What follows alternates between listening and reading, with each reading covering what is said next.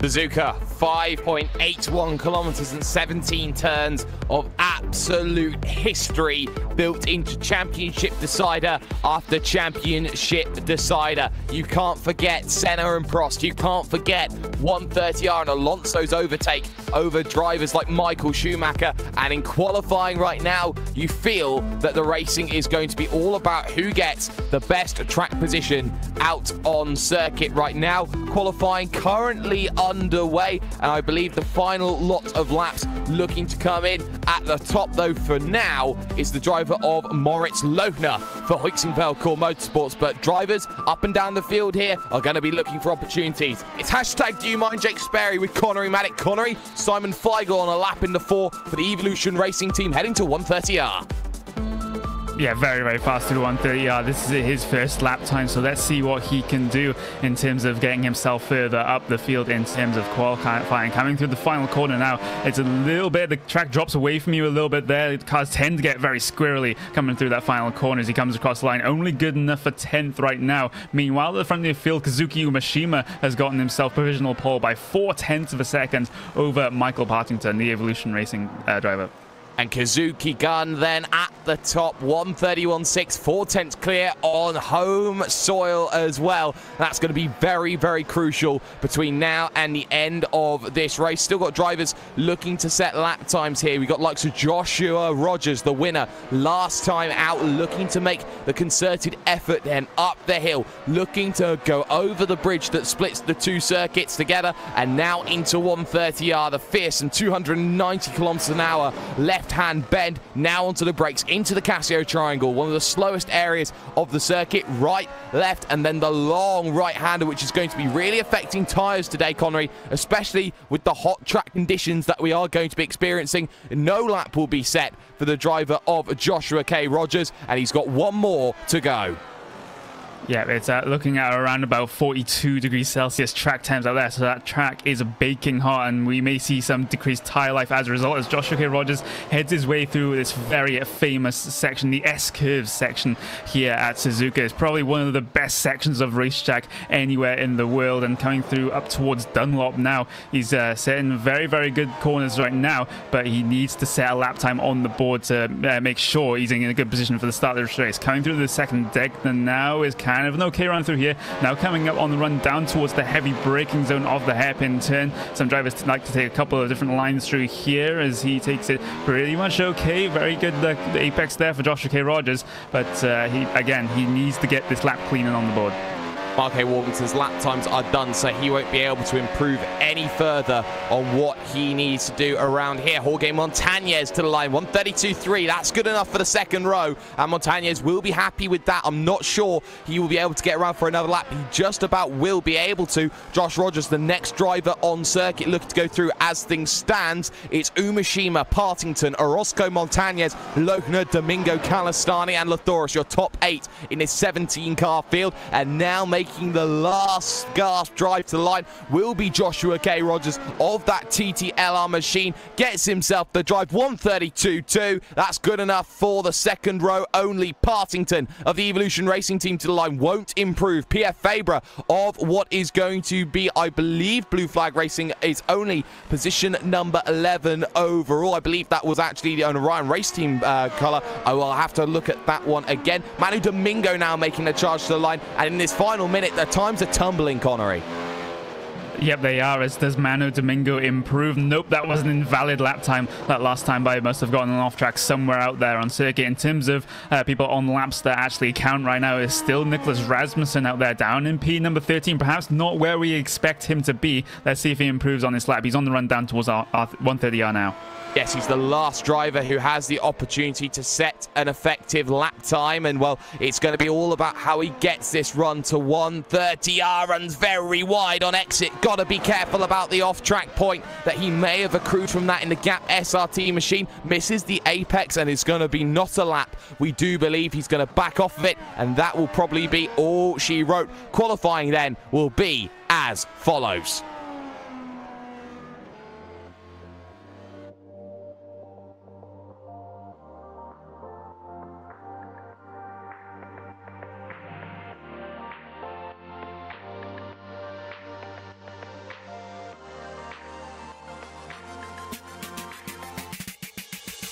Kazuki Umeshima, Kazuki Gun at the top of the timing stands, 4/10 clear of everybody else. 131.6 beats the 132 flat of Michael Partington. Joshua K. Rogers will start from third with Ricardo Orozco, the championship leader, fourth. Fifth for Jorge Montañez with Moritz Lochner alongside on row 3. Row 4 is an all-positive sim racing affair with Manu Domingo and Matteo Calistani. Evan Lathoris will start 9th with Mark Gay Warmington in 10th. PF Fabre in the 16 will start from 11th with Carl Winkler 12th and Nicholas Rasmussen in 13th. The final 4 drivers will be Simon Feigl, Tanguy Pedrozzoli, Michael Lamoureux and Alexandre Vallette, making 17 that we have here today on what is going to be a full-length distance of 53 laps, which is going to be nightmare for the tyres here today. Track temps 42 degrees, 25 in the air with a northeast wind of 8 kilometers an hour. It's going to be such a challenge for everyone to make themselves a good opportunity from now towards the end of the event. We may be seeing a 2-stop strategy on the hot tyres, most likely. We are going to be seeing a 1-stop, and it's all about that run into the fabled turn number 1, that corner which has so often had such drama attached to it. You talk about Raikkonen's pass around Giancarlo Fisichella for the win. You talk about how Senna and Prost came together in 1991 to decide the title there. It's all about who gets the best run into that corner. Outside line into turn number 1, 1990. I will correct myself as I am slightly out on my stats, but what a brilliant circuit is going to be. Engine notes rise. And let's get ourselves going for what is going to be a stunning race. And it's a slow start from everybody at the front. Look at the jump that everyone's going to get with 3 wide, 4 wide in places. And look who's got himself into the lead. Ricardo Orozco with yet again another fantastic start. And another vehicle off there back at turn number 1. We were expecting it, but now look at the decisions that are being lost right now by Umeshima. Now losing himself to position number 4 if he's not careful. And he loses it to Partington. Horror start from everyone at the front, Connery. Yep, exactly, and what a storming start it was, though, for P number 4 driver Ricardo Orozco, getting himself to the front of the field from P number 4 on the grid. That's a fantastic start, side-by-side through the first diagonal blow between Moritz Lochner and Jorge Montañez there.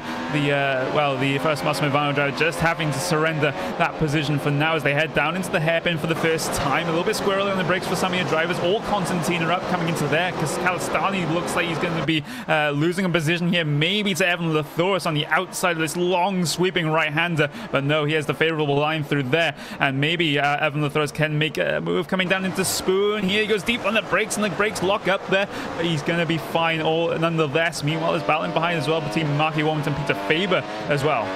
Yeah, Pierre Fabre then in a battle in the Orion race team machine, looking to get back into play. Warmington closing up a lot here on Evan LaForce. No DRS, but the 12 has gone and run himself off. That is the driver of Mikel Lamoureux. That's down at Spoon, so we'll get ourselves a look at that one. And just looking at the way that Lamoureux ran himself into issues, he just pulled off to the wayside. Fabre that would be all. And Fabre, yes, turned around Connery, and that is at the final corner, and that has caused pandemonium. Yeah, but no one else was collected in that one, and that's why that final corner is so dangerous. When you're trying to get the power down, the track is just dropping away from you, and the car just squirrels about on the throttle, and that's exactly what has happened there with Peter Fabre doing pretty much a 360. That's good in freestyle driving, not so much in Grand Prix racing. Change for the lead, though. Joshua Rogers has got through on Ricardo Orozco, and that was Orozco making a mistake into turn number 1, too deep on the power, not enough brakes, and is so lucky that they added a little bit of runoff there, because if he was beached in the gravel, say 10 years ago, there was no way, Connery, he would be able to get out. Change for the lead, Josh Rogers to the front. Yep, and well, Ricardo Orozco will continue on his way, and let's see what he can do after that little bit of an incident he got himself into. And we also got to see where Kazuki Umeshima does. Pole position, but that terrible start has put him down into third. It was fourth, so he has managed to get himself by Michael Partington. And in terms of lap times, that wasn't really a representative one last time by. It was a couple of seconds slower than your top two drivers, but as you can see, that gap has visually closed over this lap, and is still quite a train here behind Michael Partington for P number 3. Manu Domingo, Barcelona, Jorge Montanes also looking for final, what is actually going to be P number 4 now, because Michael Partington has lost the position to Kazuki Umeshima, but now Umeshima right on the back now of your front two.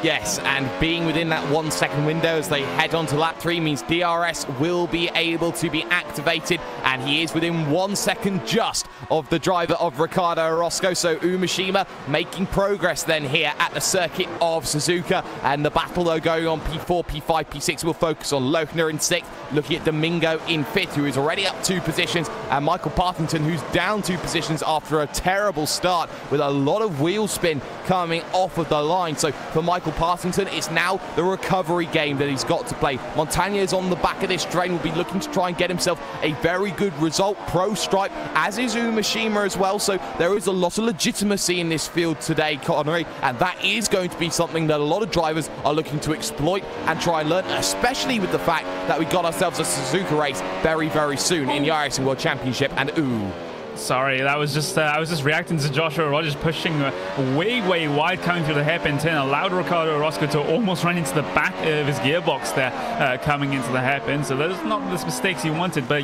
yeah, as you mentioned, this field is absolutely stacked right now, for the lack of a better term. Currently 5 Pro World Championship license holders in this race, no one apart from 1 below 4,000 iRating. As we have a look for P number 6 now, this is Moritz Lohner versus Jorge Montanes heading down towards 130R. Let's see if the Court Sim Racing driver can hold on, Court Motorsports driver, sorry, can hold on in terms of defending his position from the Fastmaster Ivano driver. They follow very closely through the Casio triangle, but I think we've got a little bit of a DRS train going on here, Jake. Yeah, I think we do, and Michael Partington certainly at the front of that battle, though. P1, P2, P3. Umeshima, fastest man of the lot, 134.9 through that last lap, really reeling in these 2 pretenders at the front of the field, making sure that he can get himself into play during this event in the early stages. And now it's about how you manage your tyres, manage your strategy and track position. Also important for Kazuki Umeshima then in the Radicals Online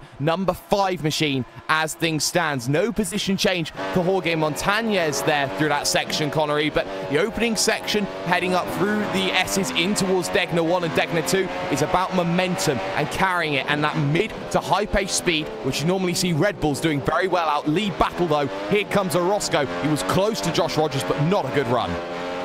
Not a good run at all, but actually, in fact, Ricardo Orozco was about 0.2 of a second faster that last time by than your current race leader in Joshua Rogers. So Ricardo Orozco with the pace right now, so is Kazuki Umeshima. So we'll be seeing this 3-car fight for the front get very spicy in the next lap or so if that trend continues. On the run down towards 130, not close enough for any driver to really make a move coming down into the Casio triangle right now, but Ricardo Orozco getting closer and closer as the laps tick by. by as he goes very deep on the brakes coming into the Casio triangle. He pushes wide, and that gives Kazuki Umeshima a chance maybe coming on the exit of the final corner here with the DRS as well. He's going to sit in the slipstream and he's going to get the DRS. Ricardo Roscoe actually does get the DRS, but it's late opening, and Kazuki Umeshima manages to slingshot by. Yeah, very easy. No defense from Ricardo Orozco. All the ERS being saved for a different opportunity. So now Kazuki Umeshima up into position number 2, and now back to the point. He will try and look with Josh Rogers just in front of him. So that will be something just to keep focus on in the next couple of laps. So what a great battle we have at the back. I was having a look at Simon Feigl, and he got all shades of twitchy coming out of turn number 2 with Pierre Faber just behind and in front of them. Winkler, Pedrozzoli and Vallette here having a fantastic little scrap against each other, and Vallette is really having to play the defensive game. Pedrozzoli in the 17 looking at P11. Yeah, and he is technically the lowest iRacing driver in this field, but he's been making some good progress so far, up 3 positions on his qualifying position, looking to add 1 more to that tally as they head down up into the hairpin here. And Pedrozzoli was about 0.4 of a second faster than Alexandre Vallette that last time by, so Pedrozzoli the one with the pace advantage right now, but he has to, getting past is a completely different thing. As we look through the rest of your field, actually Kazuki Umeshima is actually through on Ricardo Orozco. That's the pass that we saw happen. That's actually Umeshima actually runs really wide coming through 130R. That's not a place where you want to be running wide by any means. And the fact that the track temperature is so hot here today, Connery, it means it's going to induce a lot of understeer, shall I say, into all of these drivers. It's going to be a lot more difficult to turn that vehicle into the corner. And because of that heat difference, it's going to mean that for Kazuki Umeshima, for Josh Rogers, they are actually really going to be struggling a lot more than what other people would give them credit for. It's going to be a difficult challenge throughout the rest of this day, but it's one they have to work against with. But the battle for P11, Pedrozzoli through into turn number 1 as the train now goes a little bit further back then for Vallette right now. He's got Winkler and Feigl. Feigl looking to the outside. That's not going to work. Yeah, he's not finding any gap at the moment as he falls right underneath the gearbox coming through the S-curves, and a little bit of contact there. In fact, a lot of contact. Carl Winkler having to slide across the apex and a little bit of slide afterwards as well, but manages somehow to keep that car on the racetrack. Peter Faber has an opportunity here, maybe coming down into one of the Degners if he tries to sling it down the inside, but no, he's just going to have to stay in line for now. And how much damage is to the suspension of that Corsim Racing car of Carl Winkler, we'll just have to see. But that was a scary moment coming through the S's, and it may not just be over here because Faber's looking very fast, and the 3 ahead of them are also trying to dice as well. Yes, and the battle for the race lead, though, is getting even more important because look how close Kazuki Umeshima is tucked in underneath, looking to get the DRS, use the ERS at 130R. It's a brave man to make a move there. That's not going to work, so he'll wait. Maybe at the Casio triangle he can go and send one deep down the inside. No, that's not going to work, so he's going to work this run towards turn number 1 and make sure he can use everything at his disposal to get past the TTLR driver of Joshua K. Rogers. Here comes Kazuki Gun down to the inside. Thank you very much. And the hometown boy now back to the point and back to the lead. Yeah, basically making up for what was a very terrible start for Kazuki Umeshima. Gets himself back into that P1 spot with the help of the DRS coming down the pit straight. But let's just see if Josh K. Rogers can hang with Kazuki Umeshima right now, because you have to remember Umeshima was 4/10 faster in qualifying, which is insane when you think about the quality of the field that we have here. Can Joshua Rogers hold on? Can Ricardo Orozco have anything to say with the pace of the 2 guys in front of him? He has managed to catch up a little bit over the past couple of laps, especially to Joshua Rogers. It was a terrible lap that last time by, a 1:35.8 compared to a 1:35.3 from Ricardo Orozco and a 1:35.3 from Kazuki Umeshima as well. Exactly, so it's going to be about who is managing their tyres the best, and Joshua Rogers is certainly the least composed of the 3. He is certainly fighting against his machine, as again he gets very heavy over the curves heading into Spoon, so he will be using up those tyres a little bit more than other drivers. Still though, the train continues, the likes of Montañez, Lohner, Domingo, Partington, all of those drivers still together, but behind that though, there has been an issue for Vallette. He has lost himself positions to the likes pace of Simon Feigl. And looking at it down at the hairpin, Feigl decided that the door was open, went down the inside, bit of contact, 2 bits of contact even, and bumped down 2 positions was Valette. And that's as easy as you like to drop positions, not the way he would wanted it to. Yeah, the door was most definitely open there for Simon Feigl as we look towards P number 4. In fact, this is going to be Michael Partington.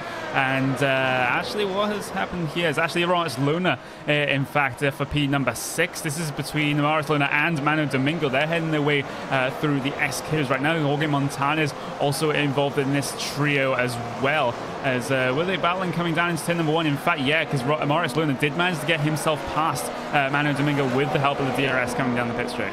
Yeah, fantastic move then, and an easy move from Maurice Luna, who can now chase down Michael Partington for position number 4. The change there, P5, P6, certainly happening. And for the driver of Jorge Montañez, he'll be thinking, I've got to get past Domingo as quickly as I can. I know I am as quick as Maurice Luna, if not quicker. Looks down to the inside there at the hairpin. Not often you can make a move down there, such is the difficulty of the braking zone that you have there, is that you're turning right, then you're hitting full brakes in towards the left-hander. You've got to be careful about how you manage it, so unable to make something happen just for the time being. But yet again, focus on Ricardo Orozco and Joshua K. Rogers, because Orozco in and around that window at this stage to maybe launch a move down to turn number 1. Not going to happen into 130R or the Casio Triangle, and you have to feel that it's about setting up that run for turn 1, which has been the prime overtaking opportunity all race long, Connery. Yeah, man, I just watched your race leader, Kazuki Mishima, go very, very wide yet again coming through 130R.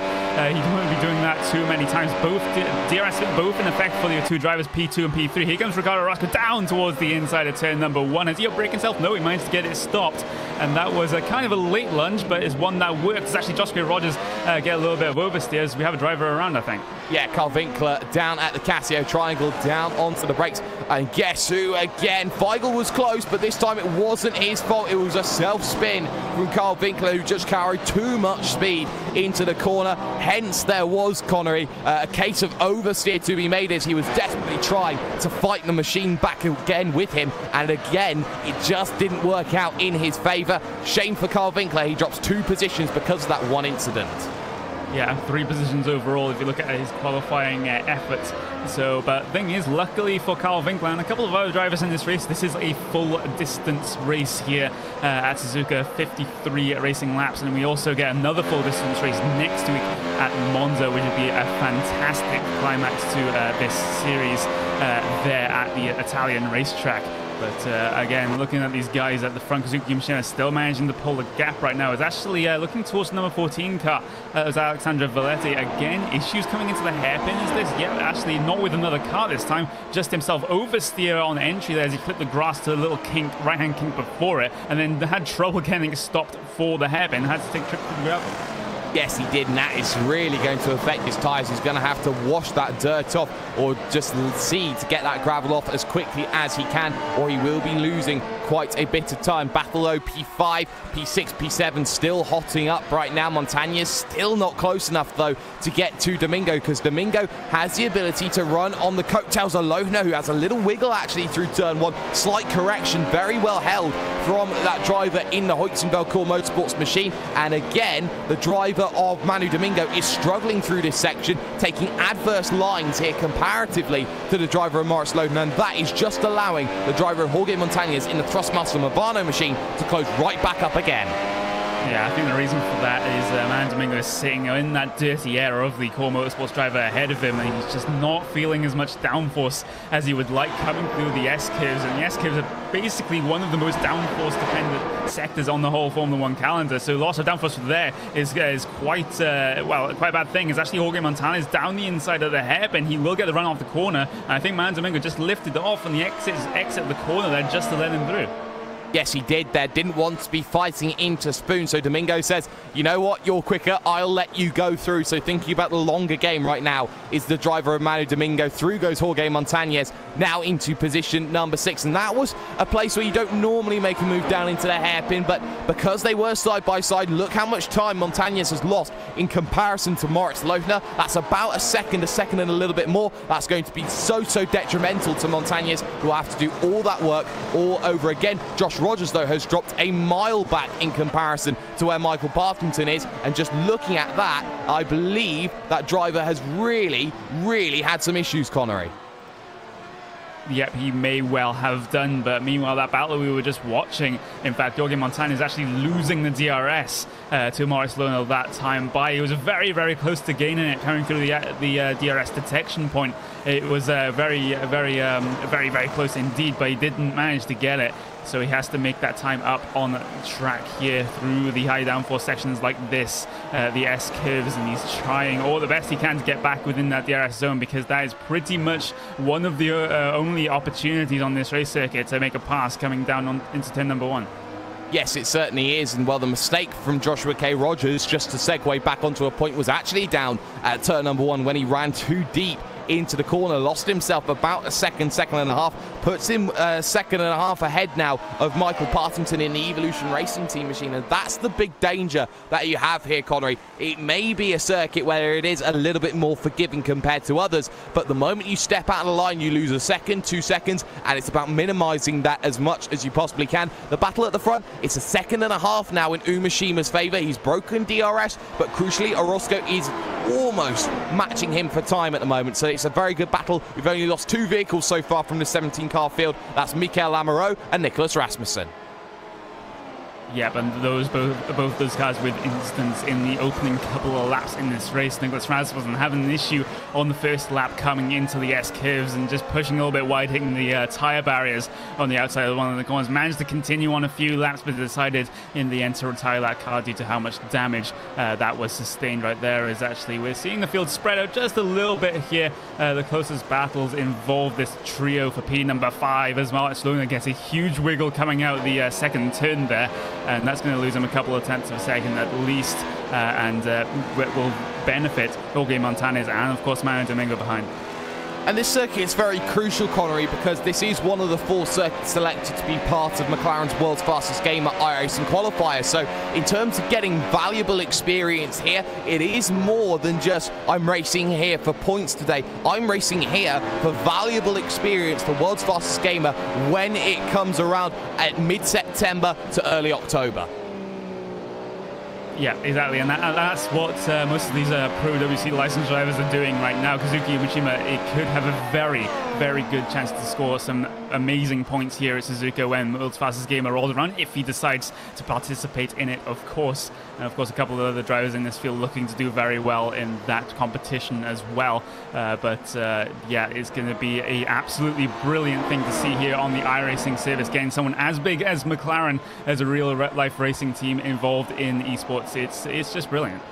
It certainly is. Jorge Montanez is closing that gap down to Maurice Lohnel, and that gap does not look like the 9/10 of a second it was at the start of the lap. So the Thrustmaster Movano machine now within half a second. Now we'll have DRS, but again, struggling through the mid-speed corner there of that right-hander, the final one, turn 17, out on circuit, and as such, won't get a good run in towards turn number 1 and pushing it through turn 2 as well. Jorge Montanez will have to sit and wait behind and just play the waiting game with Maurice Lohnel just in front. The battle for P5 certainly interesting, and now for P3 the gap within 1 second now for Michael Partington. He can see Joshua K. Rogers, who may be struggling even at this early stage on lap 13. Pit stop window here today, Connery, because it's so hot. I reckon lap 20 onwards you could come in. Yeah, definitely in the early 20s is when you want to be coming in, as we're seeing a quite severe drop-off in terms of the tyre life here because it is so hot out there on circuit. It's still at the 42 degrees it was at the start of this race, as actually the trio for P number 5 had their way through the hairpin turn absolutely nose to tail they were. But yes, these tyres are definitely not going to last. Your leader, Kazuki Mishima, is already going about half a second lap slower than he was at the start of the race. Yeah, and lost 2/10 of a second to Ricardo Orozco on that last lap. So Orozco maybe starting to manage those tyres slightly better. We will need to get more confirmation on that, see if Orozco will close down a little bit more. But still on Jorge Montanez, we will focus on just for the moment in towards 1:30. Aaron dropping back a little bit on this lap, unable to hold himself really behind for too much of the time, and closing up nicely though into the Casio triangle, gives himself maybe a very good attempt through the final corner, but again, starting to struggle a little bit. Closer than last time, though, he was. He heads down that pit straight, but again, Lohner unable to, or Montañez even, unable to get themselves through, but Umeshima responds to Ricardo Orozco there with the fastest lap of the day, 1:34.8. Those tyres aren't going off.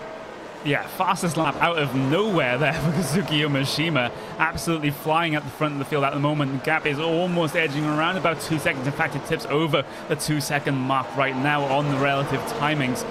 So Kazuki Umeshima looking very, very comfortable in the middle of this first stint here at Suzuka. But meanwhile, the battle between Moritz Lohner and Jorge Montañez still rages on. Montañez still looking for a runoff of any of these corners to make an opportunity coming down into one of the heavy break-ins. And does he look over the inside here? Yes, he does. He does try. Does get the car stop. Has to force Moritz Lohner out wide as they battle side by side coming off the corner.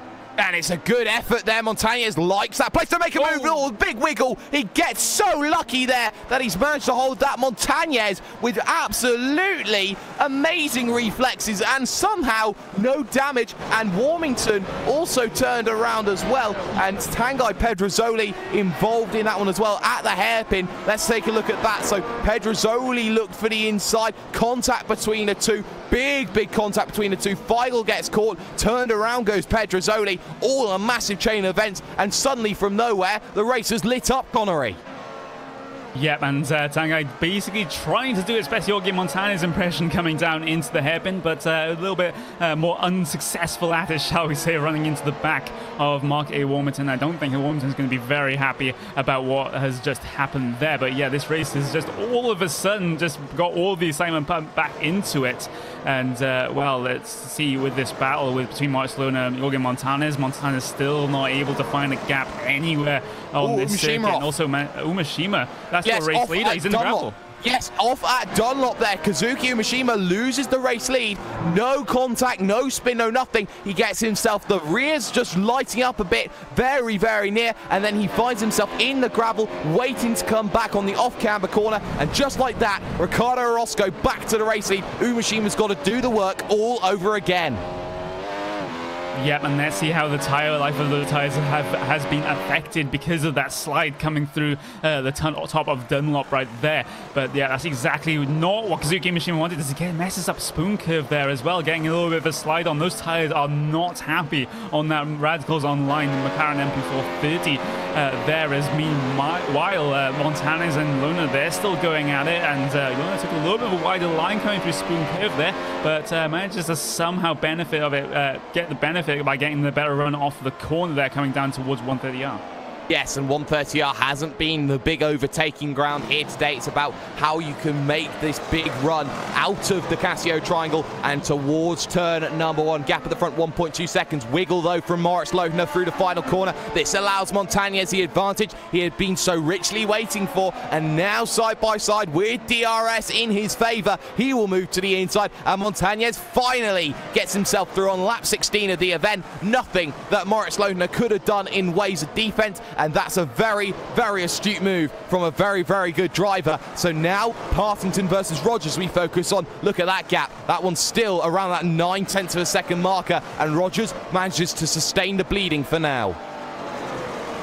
Yeah, and just looking back towards that pass between Moritz Lohner and Jorge Montañez, Lohner has been one of those drivers out there that have been really struggling with the tires. Just absolutely no traction off the corner whatsoever. Just spinning those tires up, and also in this battle between Rogers and Partington, Rogers has been one of those drivers that are struggling with the tires as well, having the same issue as Moritz Lohner has. And actually, the lap times last time by do not back up what I said there. Joshua K. Rogers 0.2 of a second faster, but the overall trend is that Joshua Rogers has been struggling with the tire life, and maybe one of the early pitters, yes, he takes a slide coming through the lap past spoon curve.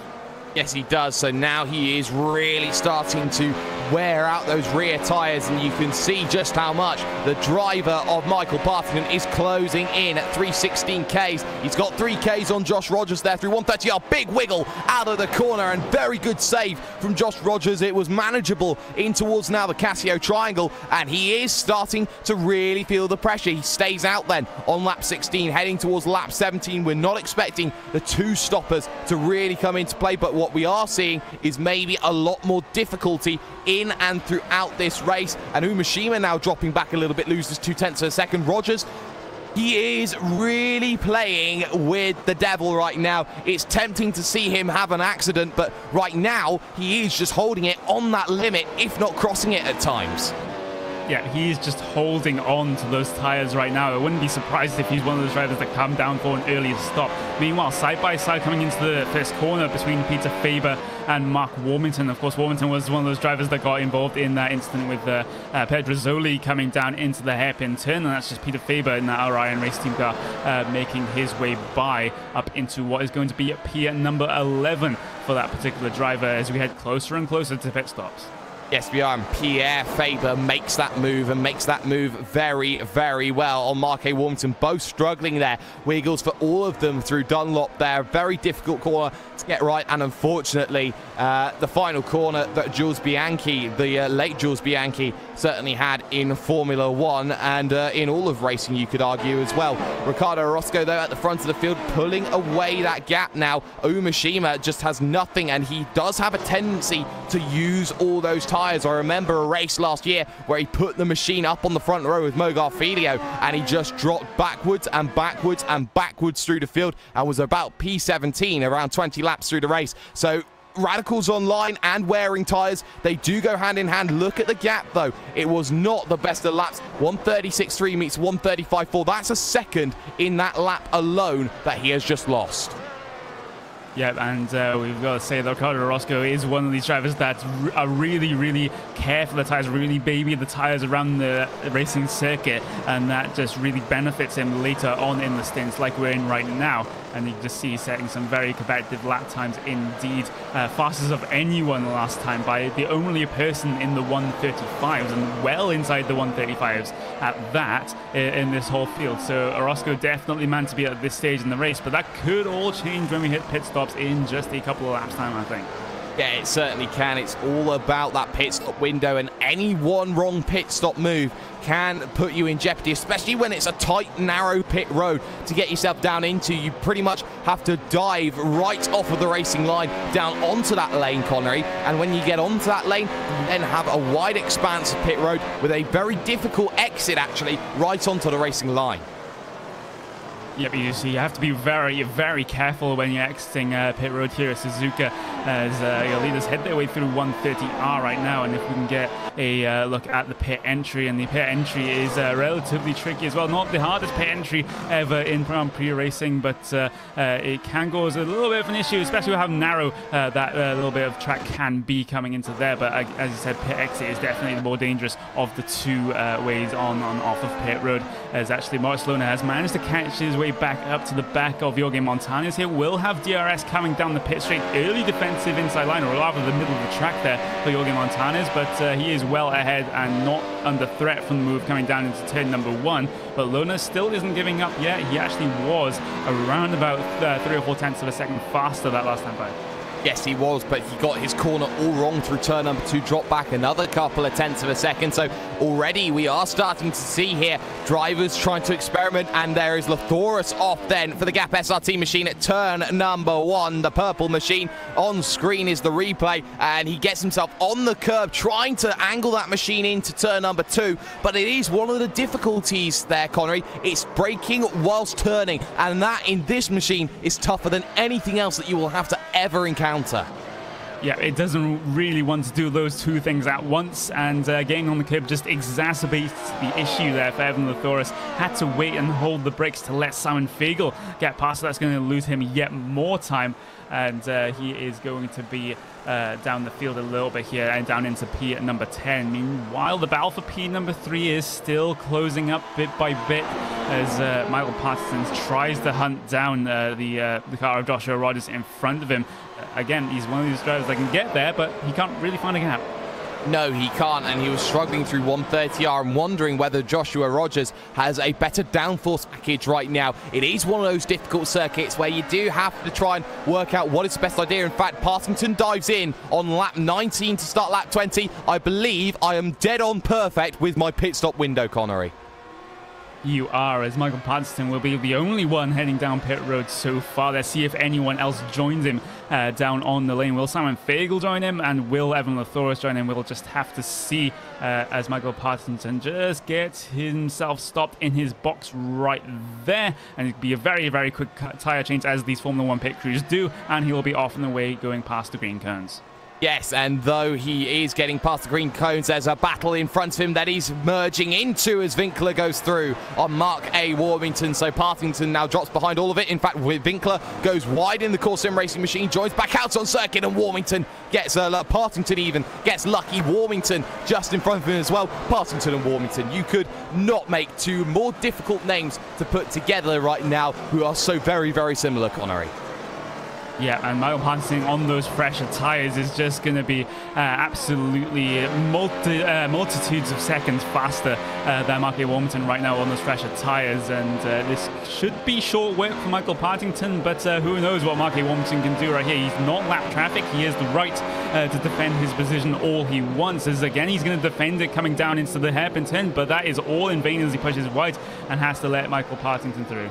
And Partington will be frustrated because traffic is really going to be affecting in his battle with Josh Rogers, and he will be hoping that Rogers is not going to cover that move, and he doesn't. So it means that he will be running faster in this stage of the race, but when it comes to Joshua Rogers getting fresher tyres, Connery, it's going to mean that Joshua Rogers is going to be in a very much different position overall. And when you look at the way that everyone is looking and battling out at it right now, it's just one of those things, Connery, where you have to sacrifice one thing compared to the other.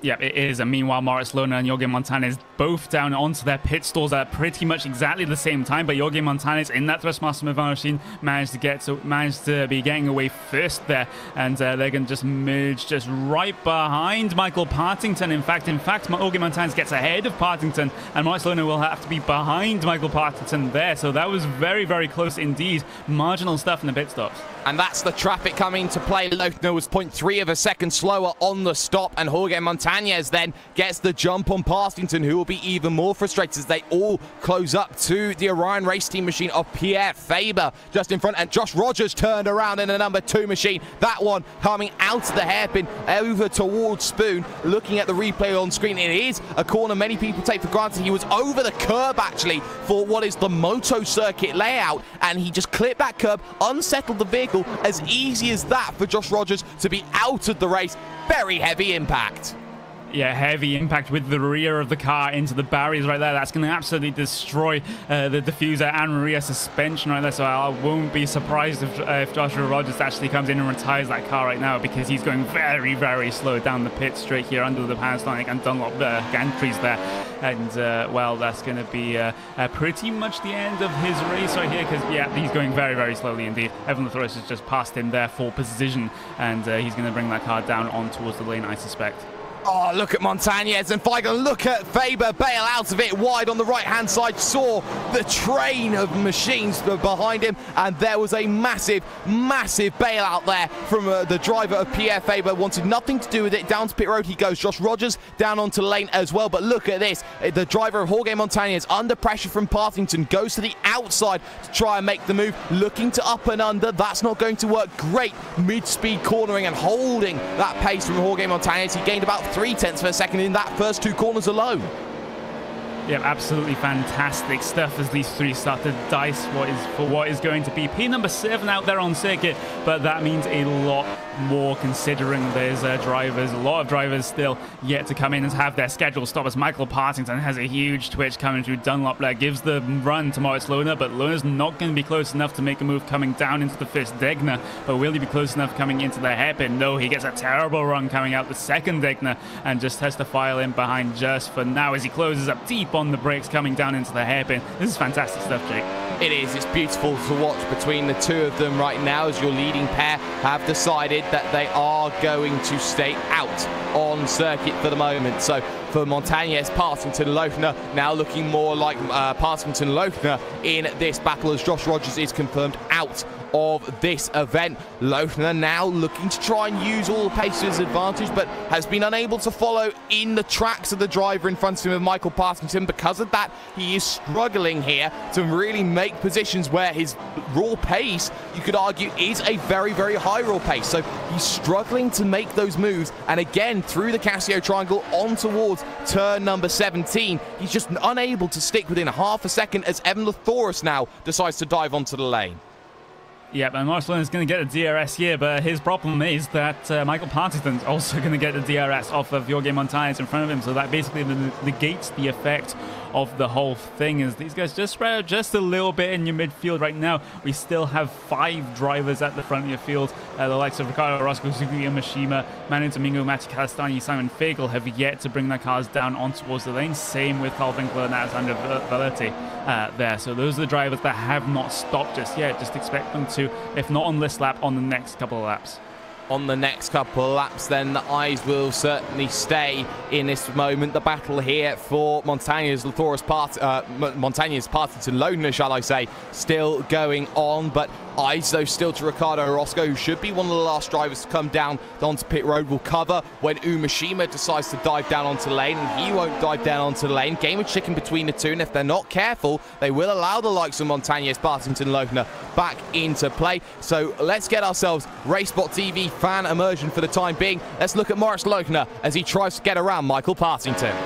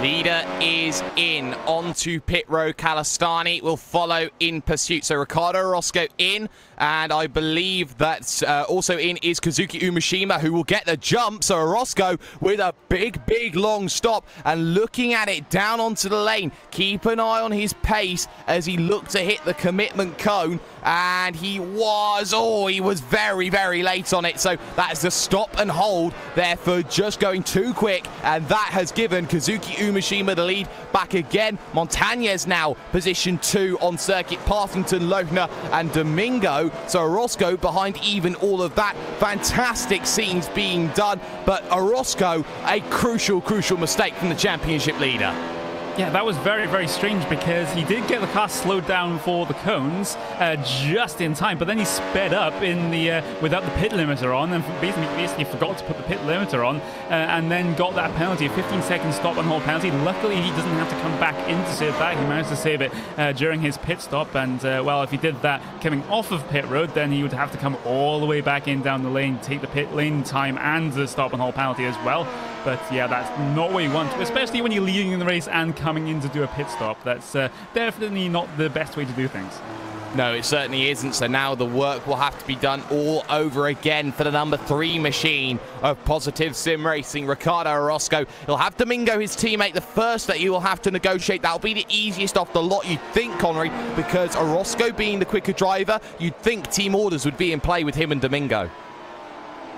Yeah, I think so as well. But as we've seen before, I hate to keep bringing this incident up at Okayama last year between two PSR drivers, Jake. But I think it's kind of irrelevant when we have two PSR drivers fighting for the same position on track.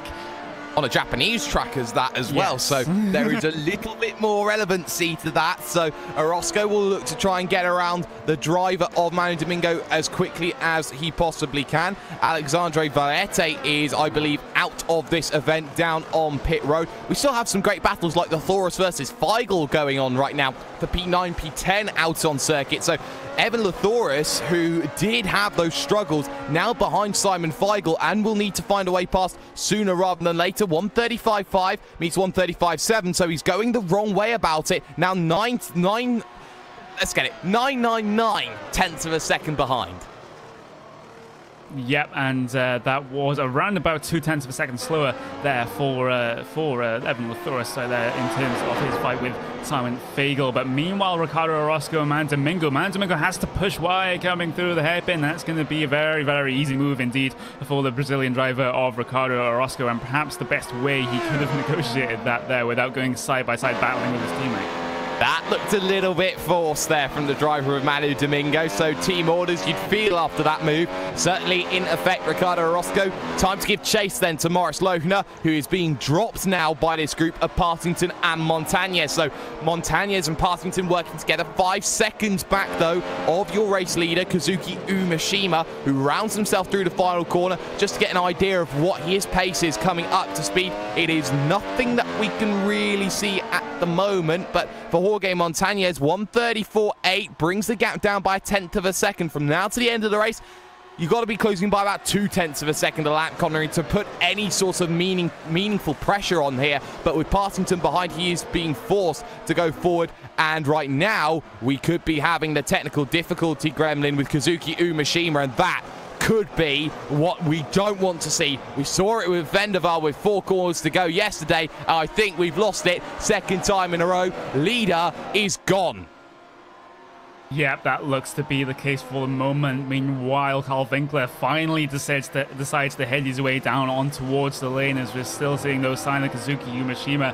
So that is going to be promoting Jorge Montañez right now into P at number 1 for Thrustmaster Movano, and this gives us a 3-car fight right now for what is going to be the eventual race win in this second stint.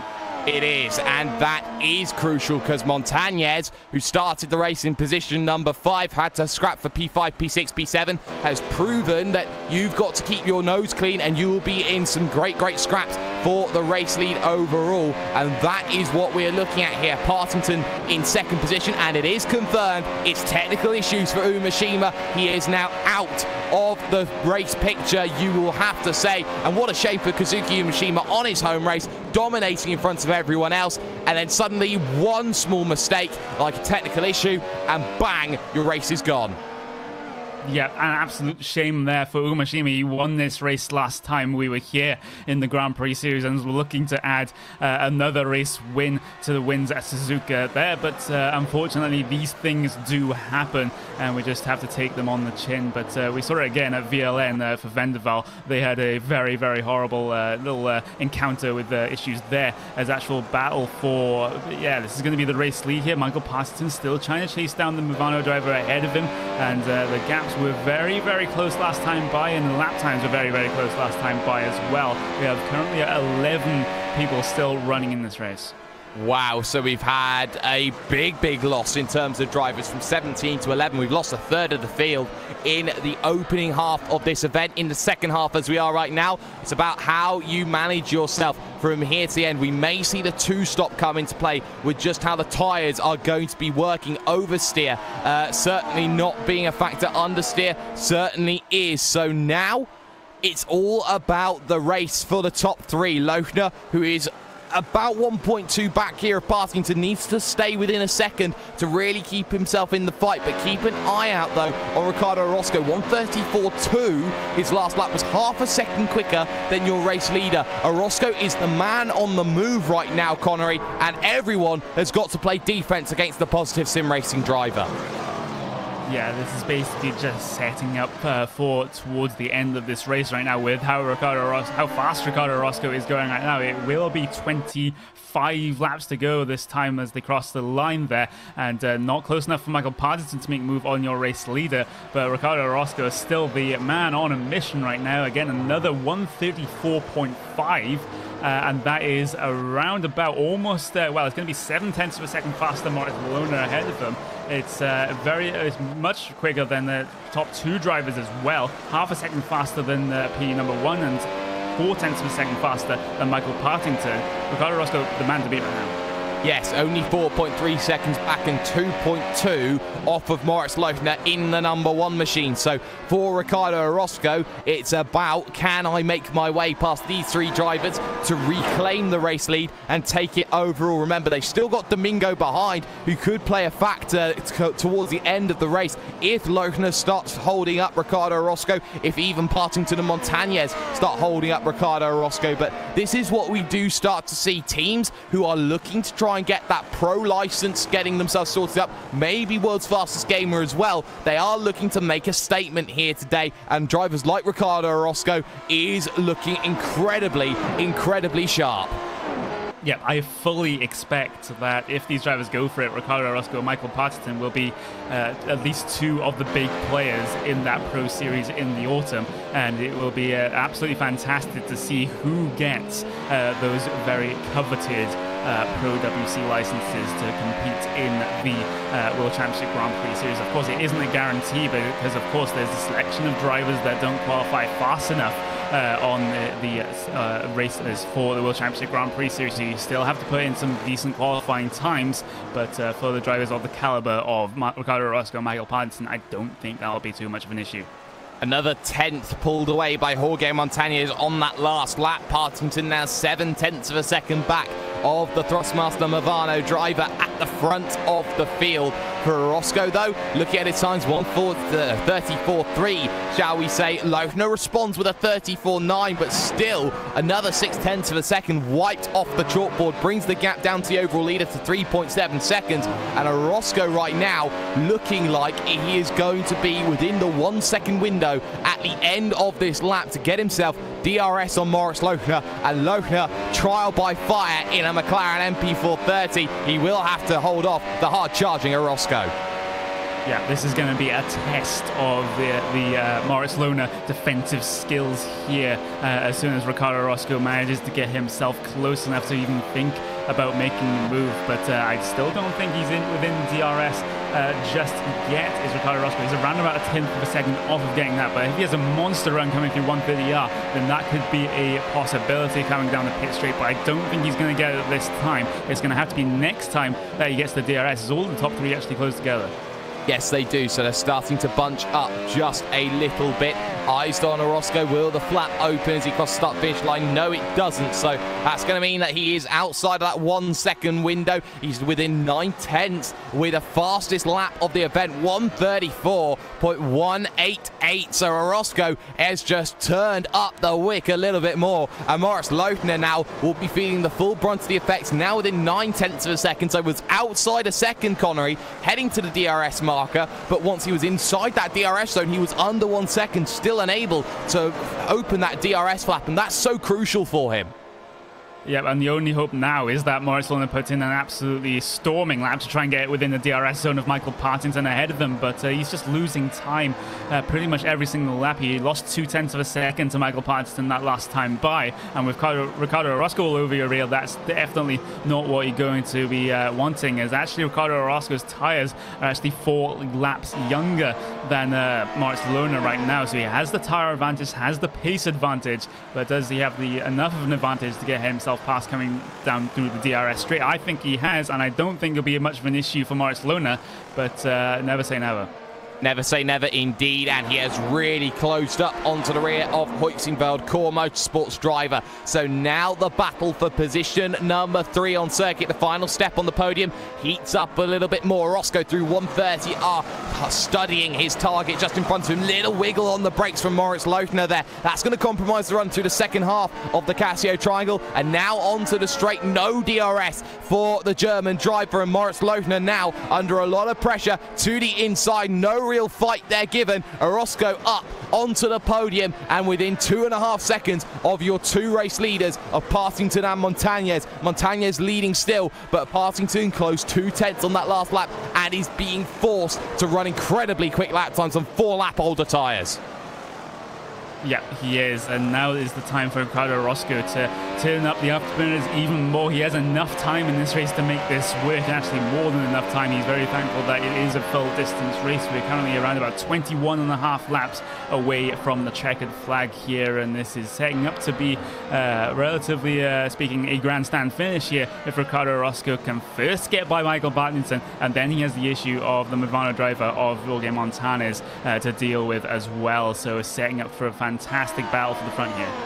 Yes, it certainly is, and with just 11 runners left, we would take you to battles going on elsewhere, but unfortunately, we don't really have anyone else battling out on circuit. But if you do want to keep your eye out on anyone else, head over to racespot.tv/timing for all live timing updates here on this Grand Prix Series race. We have lost ourselves a few drivers here today, the likes of Mikel Lamoureux, Nicholas Rasmussen, Tanguy Pedrozzoli. We've lost Joshua Rogers, Alexandre Valette, and also Kazuki Umeshima as well. Kazuki Gun out from the race lead with technical difficulties, but still looking at those gaps as they cross start-finish line. Partington closes another 1/10 of a second to Montañez, and he'll want to get past Montañez before Orozco gets to him. Orozco a 1:34.3, another 4/10 of a second off of Partington. He's brought the gap down to 1.5 out on circuit, Connery.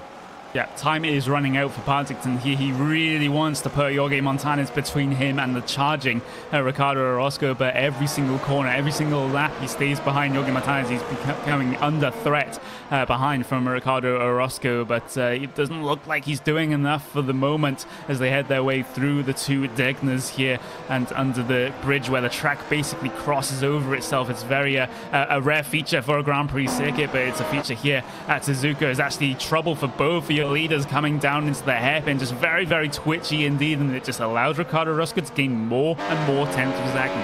Yes, it was not very flowing from either Montañez or Partington, but Partington was a little bit worse than Montañez was. So Montañez gets away with it, but Orozco now sees the sights in front of him, will be locking on to his target and will be knowing exactly how to make that move. So Ricardo Orozco looking at Partington, looking to be within that 1 second window as they head towards the start-finish straight in towards the left-hander. They go of 1:30R on the brakes into the Casio Triangle, and now looking to set this run up on the front straight. I believe he is going to be in a situation where he is within the 1 second window. He is. The DRS flap wide open, but he won't be close enough this time to make a move. He was in 1 second of Partington, but Partington just within 1 second of Montañez.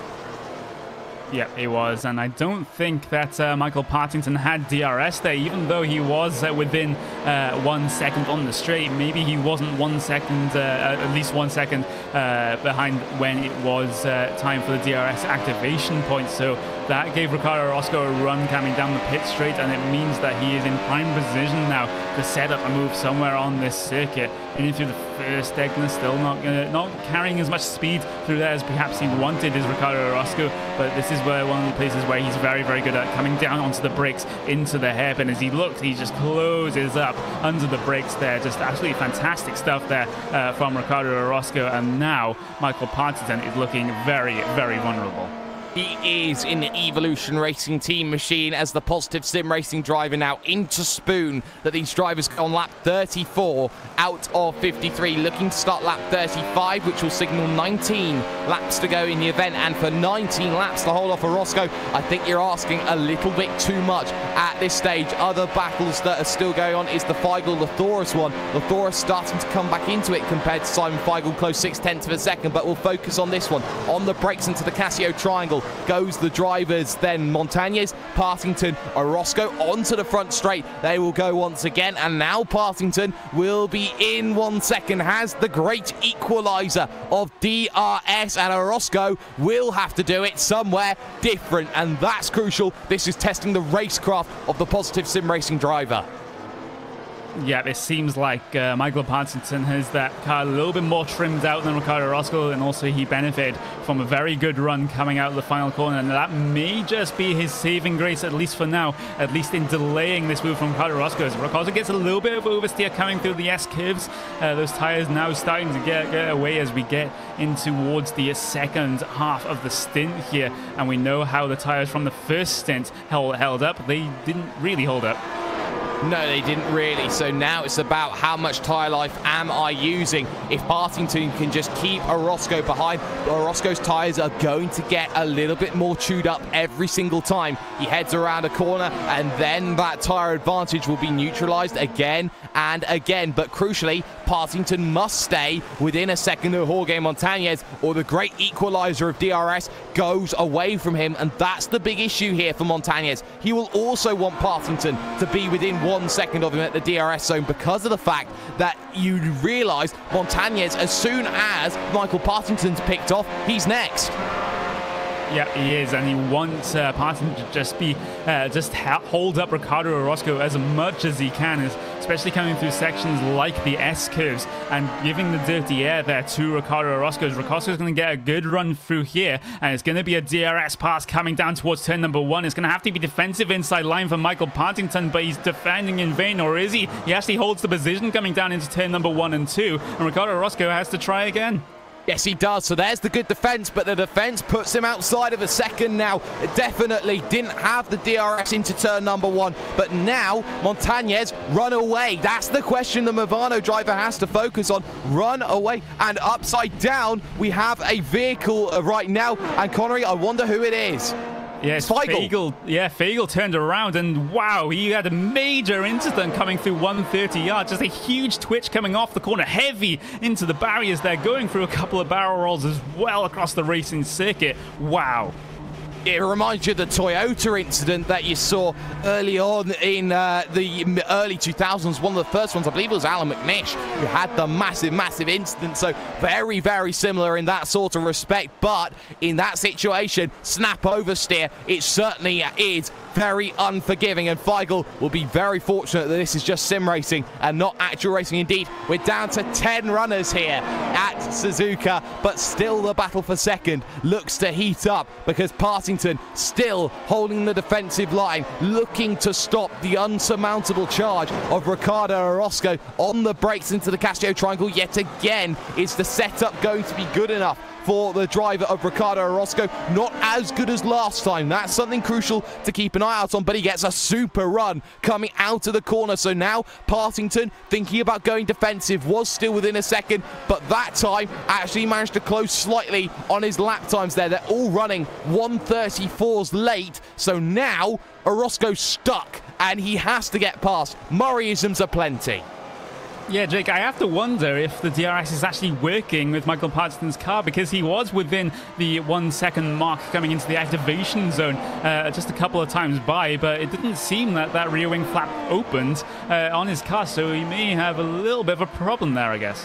Maybe so. So without DRS, the great equalizer, can Michael Partington keep off Ricardo Orozco on the brakes, then into the hairpin? They're going to go down to the inside, tries Ricardo Orozco. Room had to be given, but he has to back out of it there. It was a brave attempt, but it's one warning shot then from Ricardo Orozco, because he needs to get past as quickly as he can in these latter stages of the event. But being stuck like this means that the tyres are just going to be hurting that little bit more. He tried the Montañez line, but as we know, only Jorge Montañez can make it work. Yeah, and let's see if Michael Partington gets the DRS this time by. Actually, in fact, he's outside of the 1 second mark right now, but he just actually does not creep inside the 1 second mark, so we expect him not to have DRS this time by. It's just a couple of times by previously he may have not used the DRS when, in fact, he had that available to him coming down through the Castillo Triangle. Again, it's going to be another DRS opportunity for Ricardo Orozco, a little bit too far back to be making an opportunity of it, though, and Ricardo Orozco can't afford afford to stay behind Michael Partington for much longer. We've got about 16 laps in this race to go, and any longer that Ricardo Orozco is going to be staying behind Michael Partington right now, that's less time for him to try and take the race swing over Jorge Montañez. Well, this is the issue because Michael Partington is slower in the midsection of the lap, but when he gets down to the slow speed Casio triangle, he closes up that 2/10 of a second on Jorge Montañez and through the final corner to get back within 1 second. So for that driver of Michael Partington, this must be hurting him a lot, knowing he is within 1 second into the DRS zone, but at the activation point, he always stays just above that 1 second marker. And again, this time, heading through that very, very tight hairpin, he knows that Orozco is waiting for that one big opportunity, and Orozco only needs one mistake out of Partington, who is proving his own mettle right now, mind you, that he can to get through. Yep, as they head their way through the spoon curves right now, coming towards the end of the lap, it's going to be a relatively decent run off the corner for both of these drivers, but the benefit of the run eventually goes to Michael Partington heading through 130R, and will Ricardo Orozco sling one down the inside? Nope, he's a little bit too far back to be doing that, but he has to set up the run through the final corner now, coming through the Casio triangle, place his car in all the right places to try and get the run off, but no, he just got a little bit squirrely coming through the final corner. Will get the DRS yet again coming down towards turn number 1. I don't think he's going to make the move. He's just going to lift off right now, just harvest some ERS and use it in one big burst to try and get past when the opportunity arises. Yes, he does, and all of that came down out to the fact that he was a little bit wide out of the second half of the Casio triangle. He needs to make sure that he just manages to get that inch perfect in your race. So looking at other places in the event, got Moritz Loeffner, position number 4, Manu Domingo, position number 5, then you got Calistani, then you got the likes then of drivers of Evan Lathoris, Mark A. Warmington, Carl Winkler, and Pierre Fabre, who is the last driver on the leading lap and the last driver racing in 10th position overall, but P1, P2, P3 right now in this battle. Winkler, though, within 1 second as things stand of Mark A. Warmington, so we'll keep an eye on that one, Connery, just a little bit later on, because Orozco still within 3/10. Yeah, but he's trapped there. He's basically having, even though he has the fresher tires, he's not getting any opportunity, and he pushes wide coming through spoon curve, so that's going to lose him more tenths of a second coming through there, and he's just not able to find the gap despite the tire advantage, despite what you could argue the overall pace advantage. The car just isn't working for him right now. You can be the fastest driver in the world, but if you can't make an overtake, there is no way that you can win a championship. You certainly have to argue at times, but Orozco has done very well at making those key overtakes when it matters. Today, though, Michael Partington has certainly been his match, so we'll focus now on the battle between Winkler and Warmington right now. Blue Flag Racing against Core Sim Racing, and Winkler has closed up 1.3 seconds in that last lap, so Warmington certainly struggling in comparison to Carl Winkler. Winkler now looking to apply that pressure, Connery. This one for P8 out on circuit. Yeah, and it would also mean Carl Winkler being up 4 positions on his grid spot. As actually gets a huge twitch coming out of the spoon there. That's going to compromise him all the way down here on this run down the back straight towards 130R and the Casio triangle right now, with Carl Winkler having 6 laps younger tires. And Mark A. Warmington is just a little bit exacerbated compared to the battle between Orozco and your front drivers right now as they head their way through the hairpin turn. And yes, Fabre having a couple of issues here. Let's see what has happened to him. Well, let's see. Heading down into spoon is where I've got it, and he gets himself up over the curb, and that's all she wrote there. Pulls it off to one side and decides that's all that she wrote. No point in fighting along for 10th place. We're down to 9 then here in your event, so could be the instant limit as well, Connery. So 17 points and you're off, and it is a very, very unforgiving circuit in that respect. Yeah, usually when you think about instant points and being very, very strict with them, it's usually Spa, but Suzuka is pretty draconian with the track limits as well. If you step anywhere wide here on the circuit, there is absolutely no forgiveness at all in terms of the iRacing system, and it will give you that cheeky 1 instant point, and which, well, 17 of which is your limit here in all iRacing official series, apart from the NASCAR iRacing series, in which it is 22. But meanwhile, Ricardo Orozco still trying his best to try and get any opportunity over Michael Partington, but it just is not happening, and he's running out of time. 12.5 laps to go.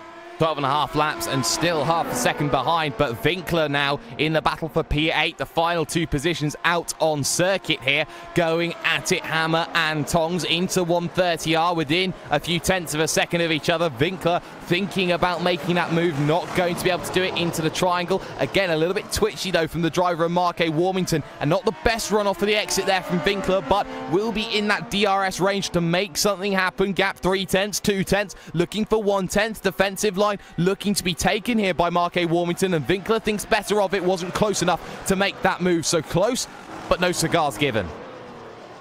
Nope, and Carl Winkler having a similar problem to Ricardo Orozco in that he is on the pressure tires, but he still can't find his way past, even with the help of the DRS coming down the pit straight. As meanwhile, Michael Partington silently in the background has been just chipping away at the race lead here, and he could manage to get himself into P1 here. Is absolutely nose to tail are your 3 podium runners right now. Michael Partington, if he doesn't have DRS this time by, he does have an issue, and he actually does have DRS.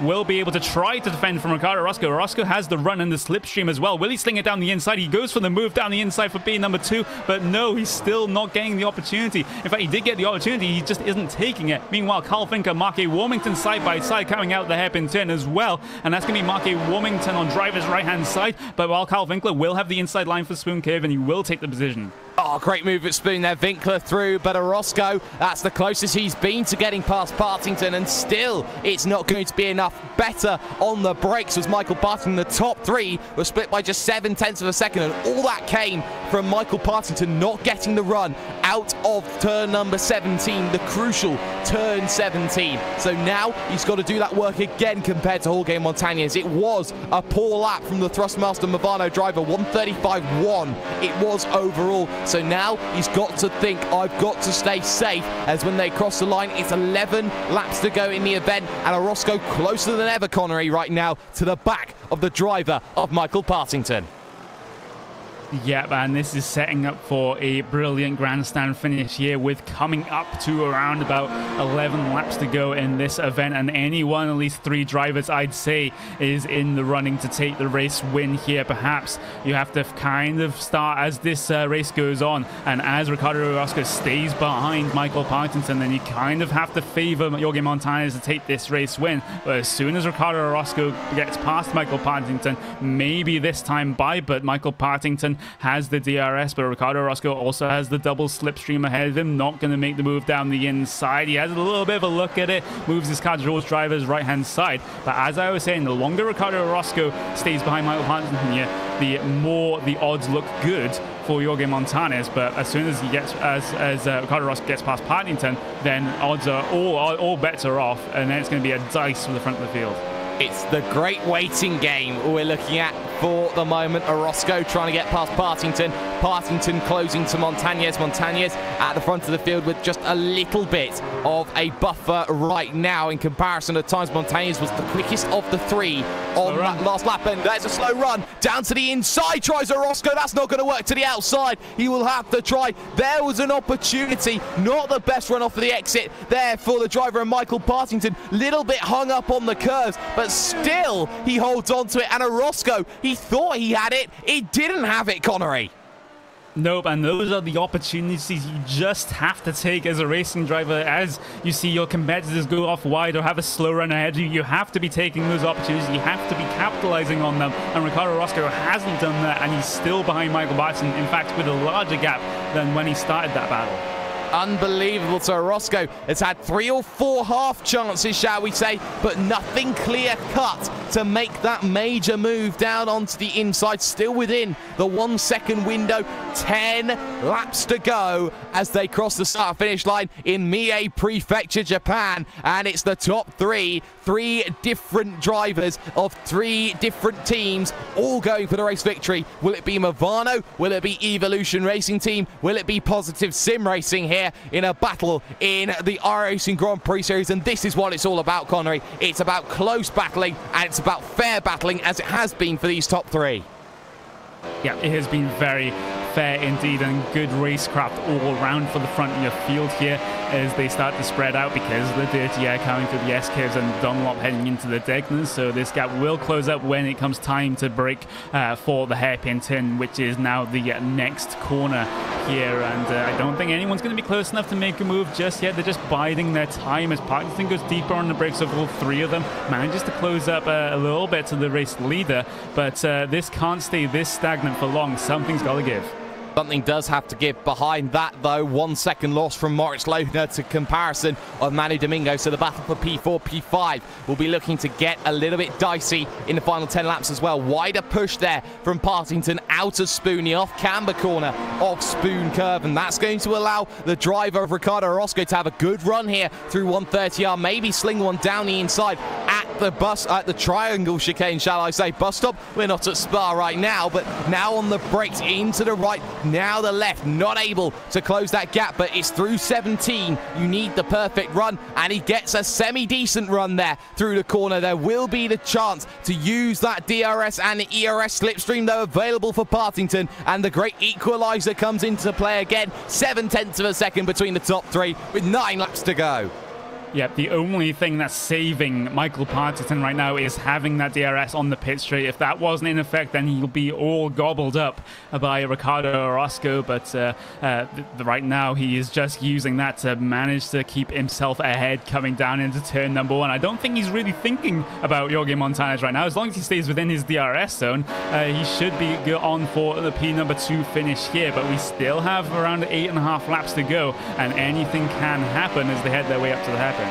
As they head their way up to the hairpin, which has been one of the key overtaking places for your race leader. Jorge Montanez in the early stages of this event was fighting with Lohner and Domingo earlier on, but has completely bridged those gaps away as Domingo now looking to try and get within 1 second of the Hoytzenvelco Motorsports driver. But look how wide the driver of Montanez pushes. He pushes way too wide. Here comes the opportunity then for Michael Partington as they head their way up towards 130R, the left-hander, and now within 1/10 of a second he may have a chance into the triangle. They shouldn't battle too hard in this situation, though. That will allow Orozco back into play. To the outside he goes. They battle defensively, they make contact, and now wide goes the driver of Partington. Here comes Orozco around the outside, down to the inside. 1 left for the driver of Orozco and 8 laps to make it happen. Yep, that was a mistake there for Michael Partington. He shouldn't have gone for that move when he knew that how fast Ricardo Orozco was behind him. He should have just followed him behind and maybe take the inside line for the first part of the corner. But now he just has to drop to the final step of the podium. He could hang on here if he keeps it in the DRS zone as we see a replay of that move. Well, it was all about the mistake from Jorge Montanez through Spoon. That allowed the opportunity, and Partington wasn't going to get a better one than that. Maybe he could have waited on that move down towards turn number 1. And here comes the move for the race lead, though. A look at Degner. That's not going to work. That's not an overtaking opportunity. So Orozco looking at it, but it was about making that one move. And Orozco clearly has pace, and he knows exactly how he needs to use it. Defensive line again, though, down in towards the hairpin. And look at this one, Connery. He's all over the back of him. Yeah, all over the back of him indeed, and this is a difference between the battle between Ricardo Orozco and Michael Partington, and battle between Ricardo Orozco and Jorge Montanez, in that Montanez does not have any benefit of the draft or the DRS of any car ahead of him, so he's going to be like a sitting duck on the pit straight unless he gets a good run coming out the final corner. He gets a good run coming out of Spoon turn, maybe managing to fend off the fight coming down into the Cassia triangle, but he has to hold off for that 7 laps coming across the line. 7 laps too long. A look to the inside, but he waits. He goes too deep, and he'll have to take the other chicane. He'll now get the slow down. Montanez has buckled. The old guard of the WCS. Make way for the new guard of the WCS, because there's 1 position, there's 2. Orozco's through, and that is about as easy as Orozco would have liked it there. Let's get a replay on screen of that. Montanez outbraking himself with the pressure that Orozco put onto him at the triangle. Yep, that's a classic case of just buckling and cracking under the pressure right there and just missing his braking points there. Just managing, as you said, to take the alternate chicane there and managing also to take that slowdown penalty as well. And, well, he's not exactly out of this fight for P number 2, at least. He's out of the fight for the race lead, but he's going to have about 6.5 laps here to try and do anything about Michael Partington. Yes, Manu Domingo behind him as well in the battle for P4 is within 1 second of Moritz Lohner. So Lohner now under a lot of pressure to hold on to position number 4. If anything happens with the front 3 drivers, these are the drivers that will be looking to try and capitalize on any forms of mistakes 7 seconds back of your race leaders. And there's the big move. And Lohner, big snap oversteer into the barriers hard. And that was snap. And you can't do anything more than that. And tyres like these, when they are getting old, they have a tendency to make incidents like that. Yep, that's the second incident we've seen in this race coming through. It was basically a mirror instance of the incident that we saw earlier on, heavy into the barrier for Moritz Lohner, and this time with the front of the car instead of the rear car as we saw earlier. And that means Lohner's going to be out of this race right now, promotes everyone behind him up 1 position, puts Kalistani up into P number 4 it's going to be right now, and everyone else around behind him gains a position there. But it looks like this has just settled it now for the end of this race. There's no really any very close battles going on at this moment in time. The only one that could possibly close up is the one between Jorge Montañez and Michael Partington, as we have only 8 drivers left. That is over half the field gone. Then in this event, the attrition factor has been pretty significant at a very hot and a very, very humid circuit here at the circuit of Suzuka. And still, we look at whose tyres have gone, and Jorge Montañez lost 1.4 seconds on that last lap and is actually outside of the DRS range. So if he wants to get back into this race, he's got to find a little bit more pace. And Montañez, who is leading for so long and starting to make the key mistakes when it matters, is going to be very difficult. The big factor he'll have, though, he's on younger tyres than Michael Partington, who was the first to stop on lap 20. Yeah, it was only 1 lap younger tyres, though, for Jorge Montañez, but it could make the difference here as he tries to get within that DRS zone, but the gap stands at about 1.2 seconds right now as they head towards 130. 1.3 seconds right there, so it's fantastic run out of Spoon for Michael Partington, also maybe running a little bit low downforce on that car as well. And actually, Martin Warrington is headed his way down on towards the lane at the latter part of the race here, just on 4-lap old tyres. And I don't think he'll be able to catch up to the back of Carl Winkler. He's about around about 30 seconds down the road, so I don't think that's going to be possible there for Mark A. Warmington. But yeah, it's just out there just to complete the race right now to bring the car home. Yes, maybe going for the fastest lap, but 1:34.5 was his last lap, but equal to the race leader. So he's 4/10 off of that fastest lap. A 1:34.4 is his quickest, so not able to close down the 1:34.1. So 0.3 of a second he needs to find in comparison to that. And there's always a prize there, but the battle for the lead, another 0.3 lopped off there by Partington compared to Montañez. And Montañez, it's a slow and labouring death for his chances of second place overall, shall we say here, Connery. With 5 laps to go, I don't think he's got enough.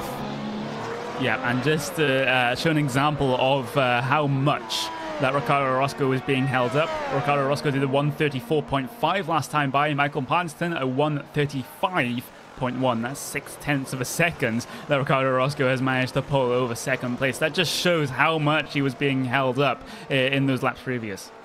It is, and it is a really great showing of Ricardo Orozco's skills to sit and wait, and when it wasn't working for him, he just sat and was patient and looked for the perfect opportunity to get past Partington. The opportunity presented itself, and he took it without any second chances. One clear-cut move, and he made the clear-cut move. That's how things stand at the moment, with just 8 vehicles remaining and 4 laps to go at Suzuka. Orozco extends his advantage now to 2.4 seconds over Michael Partington, but crucially, Montañez finds a 1/10 of a second to bring that gap down to 1.4, Connery, and if he gets within a second, he has half a chance, but he needs to find 2/10 or more on this lap to get himself within a relative range to have a chance in the final 2 laps. He's had a very good first sector here, Jake. He's brought the gap down to around about 1.1, 1.2 seconds. So a couple more sectors like that for Jorge Montañez, and the hope may just still be there for a position further up the podium than where he is right now. But he's running out of time, 3.5 laps to go, heading up towards the hairpin as that gap just comes down almost below 1.1 seconds now. Jorge Montañez is catching.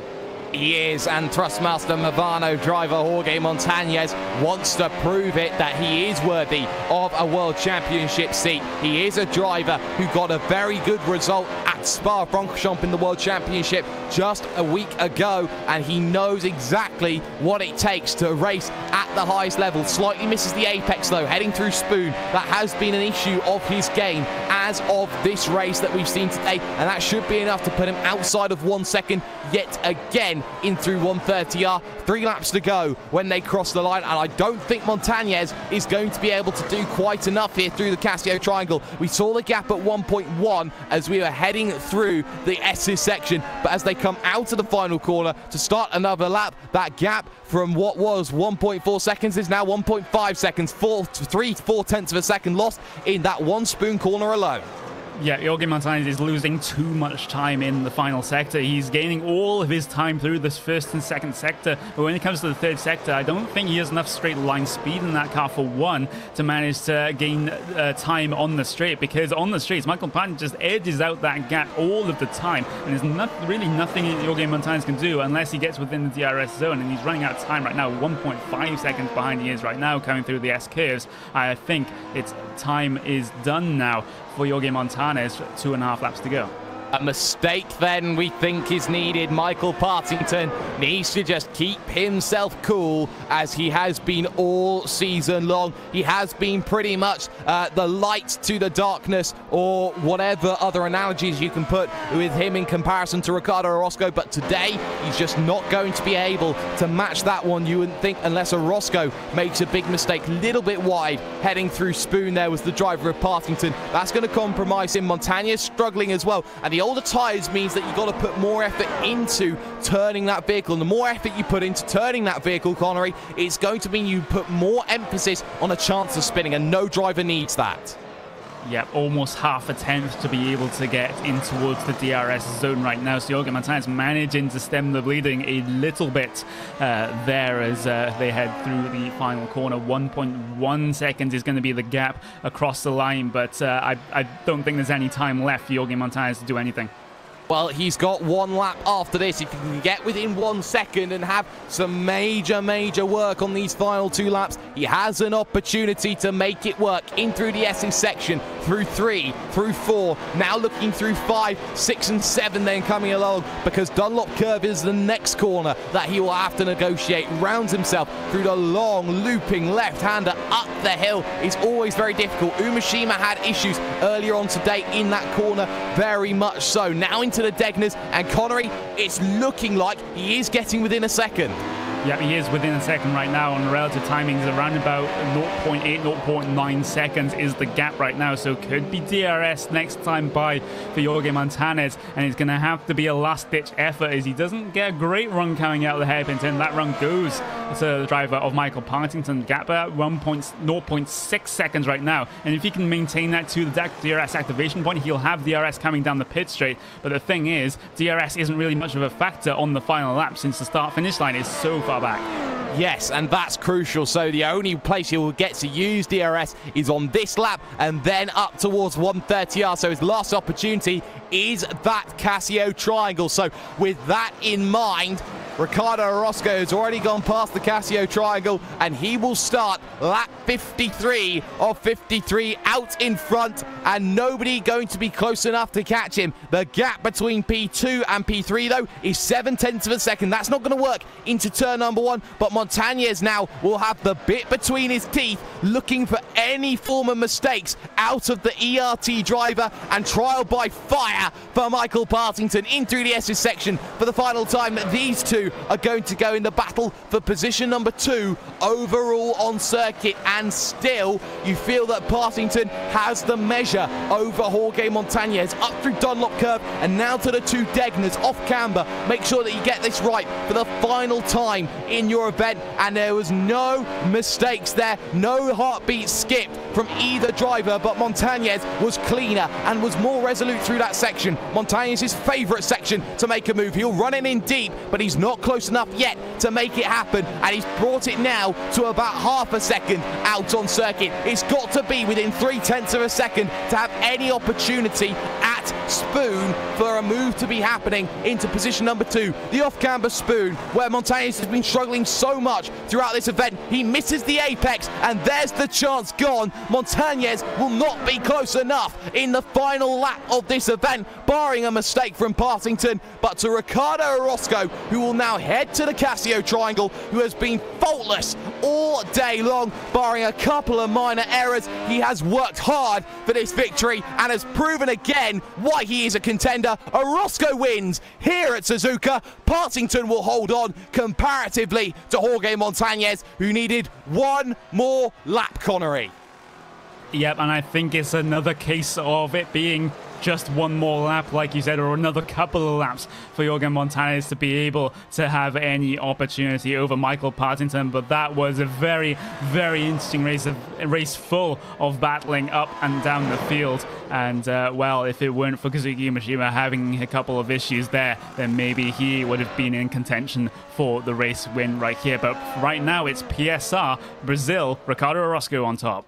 It certainly is, and the last of the vehicles then making their ways to the line, the likes of Evan Lathoris now just crossing the start-finish line in just a couple of moments' time. Carl Winkler and Mark A. Warmington. So with that in mind, let's get ourselves then official classified results here from the circuit of Suzuka. And with one race to go in the championship leader has proven once again why he is so revered in sim racing circles. The number 3 machine will take an overall victory by 4.8 seconds over the driver of Michael Partington of Evolution Racing Team.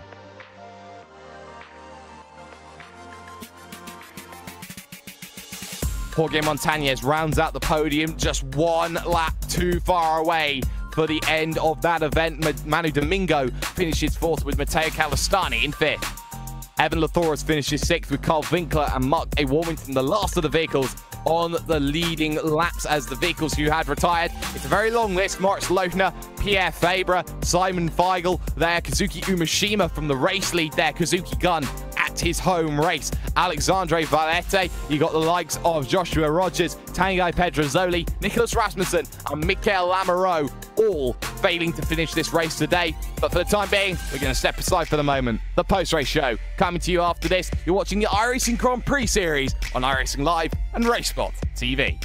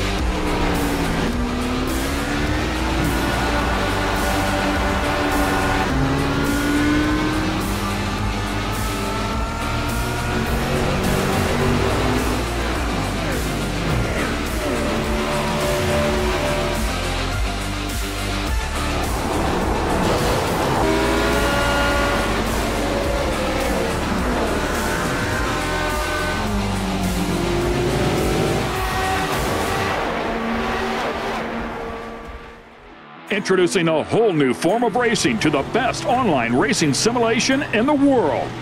This is Dirt Racing on iRacing.com. Race online at some of America's most legendary dirt tracks, including Eldora and Williams Grove. iRacing is the premier online racing game featuring NASCAR, IndyCar, sports cars, and now World of Outlaws, the leading sanctioning body for dirt racing. iRacing is easy to use and features a centralized ranking system to make sure you have the best experience at any skill level. With a massive inventory of high-precision laser scan tracks and cars with an unmatched dedication to quality and detail, iRacing gives you the most authentic online racing experience available. Thanks to iRacing's dynamic track system, developed specifically for dirt racing, tracks change over the course of a race, just like your favorite dirt track on a Friday or Saturday night. From a slick racing groove all the way up to the cushion, iRacing's dirt tracks deliver non-stop racing action. Partnered with the World of Outlaws, iRacing is your source for the most authentic dirt racing experience available, featuring 4 brand new tracks and 11 new cars, including street stocks, Legends cars, late models, NASCAR trucks, winged and non-winged sprint cars, with much more on the way. Join the Dirt Revolution on iRacing.com and start slinging mud today.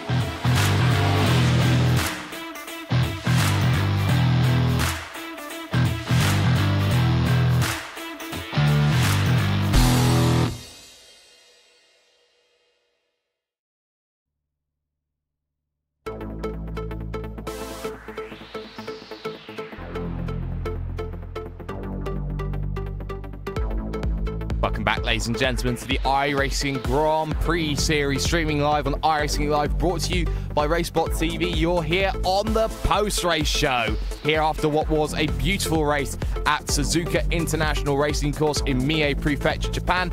I am hashtag Do You Mind Jake Sparey. Connery stepped aside for a little bit, so we're going to have special comments with Paul Smith, who's been behind the cameras all day long looking at this. Paul, I don't think anyone was really expecting the amount of attrition that we saw here today. We've got ourselves only 8 finishes, meaning that we've only got 9 retirements out of this event, and that's surprising for a split which you could argue has some of the biggest pretenders that are looking to try and get into the World Championship for next year. Yeah, when you consider that some of the people that have retired out of this race as well, 4 of them are pro license holders. Now, of course, one of them being Suzuka Mishima had that technical problem.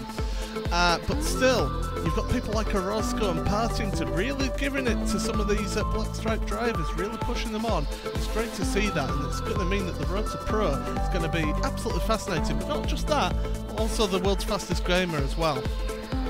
Yes, and that's something very crucial to keep in mind. Just because you're not in the World Championship Grand Prix Series doesn't mean it's going to be a shoo-in for drivers like Martin Kroenke to win this championship. You have to think about other drivers who may have a turn of pace who haven't been able to quite show it yet at the highest level because they haven't got there yet. But to make a point, though, what a great battle it was, Paul, at the top towards the end. Ricardo Orozco did everything perfectly in that event to make sure that he came away with the race victory. I mean, we basically had, 1.5 seconds covering the top 3 for a best part of 10-15 laps, didn't we? So it was fantastic to watch that.